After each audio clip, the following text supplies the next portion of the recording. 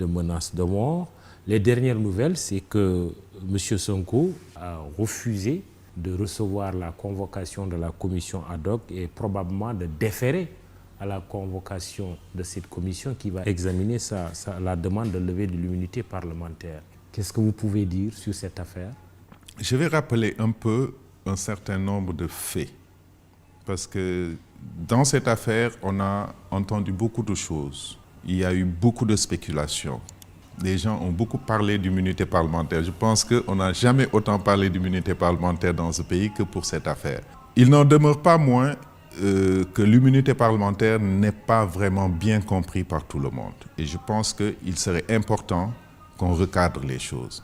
Le député, c'est un représentant du peuple sénégalais que l'on cherche à protéger dans le cadre de l'exécution de son mandat. Donc, pour pouvoir mettre en œuvre cette protection, on a mis en place ce qu'on appelle les immunités. Parce qu'il n'y a pas qu'une seule immunité. Les immunités qui sont de deux ordres. Il y a l'inviolabilité et l'irresponsabilité. L'irresponsabilité est l'immunité la plus forte, c'est une immunité absolue. Il protège le député dans le cadre de l'exécution de son travail de député.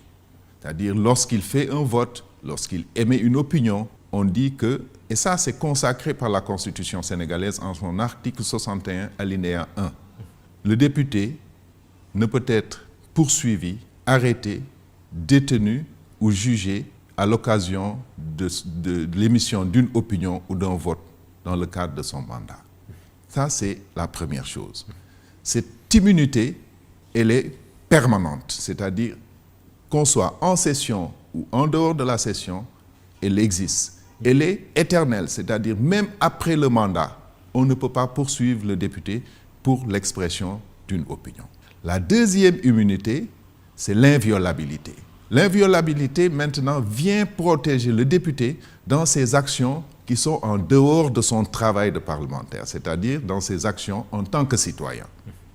Et c'est là qu'on dit qu'on ne peut pas poursuivre le député en matière criminelle ou correctionnelle que sur l'autorisation de l'Assemblée nationale. Vous voyez la différence. L'irresponsabilité, personne ne peut lever l'immunité. Il n'y a pas de mécanisme pour lever cette immunité.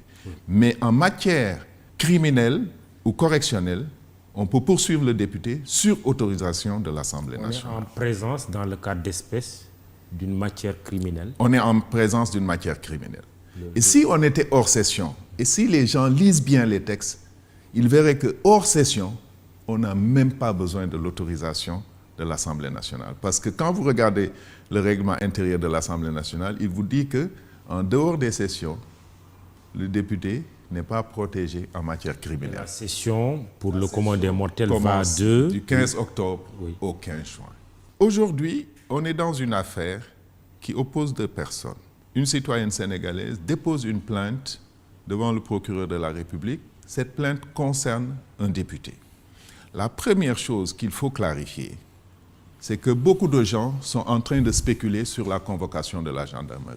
Certaines personnes même justifient les troubles qu'il y a eu par le fait que la gendarmerie ait convoqué un député. Je défie quiconque de montrer un texte qui interdit à un gendarme de convoquer un député. Parce que dans la Constitution sénégalaise, à l'article 61, il n'est pas dit que le député ne peut pas être entendu. Quand un juge ou un officier de police judiciaire a besoin dans une affaire d'être éclairé, il peut convoquer n'importe quelle personne. L'immunité parlementaire ne couvre pas l'enquête préliminaire. L'enquête préliminaire, on veut juste vous entendre. Maintenant, il peut refuser. Oui, c'est ce de que déférer. M. Sonko a fait. Et s'il refuse de déférer, on ne peut pas utiliser la force publique pour l'amener à déférer. Oui, il a refusé en se prévalant de son immunité parlementaire. L'immunité ne protège pas contre la convocation de la police. Parce qu'on a vu des députés aller répondre. Oui. Donc, vous savez, c'est tellement pernicieux qu'en Angleterre, qui est le régime parlementaire par essence, en France, aujourd'hui, on a repoussé les limites de l'immunité. C'est-à-dire, la poursuite ne fait plus partie de l'immunité. On peut poursuivre un député, l'immunité ne couvre le député que dans le cadre d'une arrestation, c'est-à-dire d'un acte de privation de liberté.